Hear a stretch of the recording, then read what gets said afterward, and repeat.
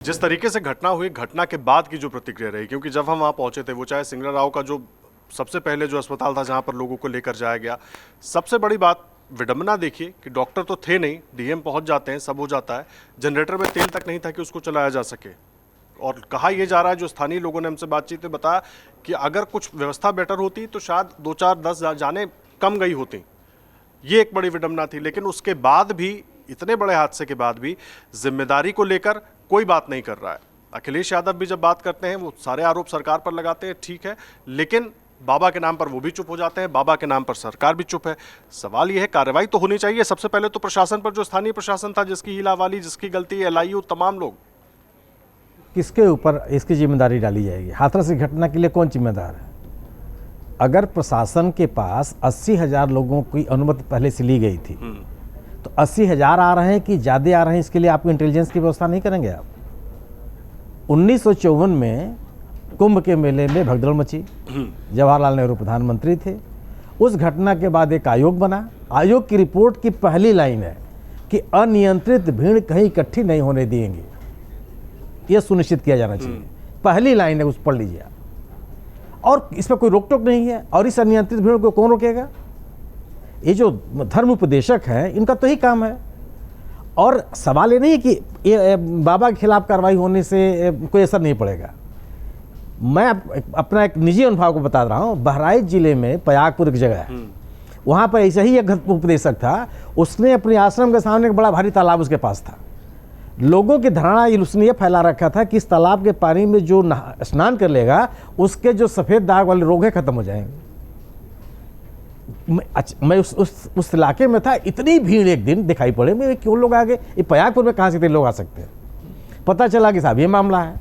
तो संयोगवश मैं उस समय डिस्ट्रिक्ट मजिस्ट्रेट थे मिस्टर इफ्तिखारुद्दीन, मैं उससे मेरी मुलाकात हुई। मैंने उससे कहा कि क्या आपके जिले में चल रहा है इस तरह का धर्मांता? कहा ये कैसे चल सकता है? और उसने पूरे तालाब को पटवा दिया और उठा कर उस बाबा को बंद कर दिया। उस दिन के बाद आज तक कभी कोई मेला नहीं लगा वहाँ, ना कोई बोलने वाला है। अगर आप इन धर्म उपदेशकों के खिलाफ कार्रवाई नहीं करेंगे, भारतीय जनता पार्टी के सरकार में जब धर्म को इतना ज़्यादा प्रश्रय मिलने लगा, हर आदमी बोलना बंद कर दिया। अखिलेश यादव के कहने पे सरकार काम करेगी कि योगी जी के अपने विवेक से काम होगा? आप इस बिना पर कि अखिलेश यादव भी नहीं बोल रहे हैं, राहुल गांधी भी नहीं बोल रहे हैं, ये भी नहीं बोल रहे हैं, वो भी नहीं बोल रहे हैं। सवाल है कि इतने लोग कैसे इकट्ठे हो गए? वो जब लोग इकट्ठे हुए तो उनके लिए, उनको नियमित करने के लिए कौन सी व्यवस्था की गई?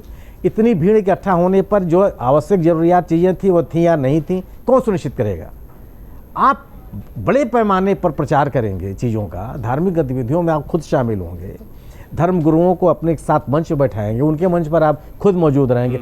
अखिलेश यादव बाबा के मंच पर उपस्थित हो गए तो पाप हो गया, और आप दूसरे के मंच पर उपस्थित हो जाएंगे तो पाप नहीं है।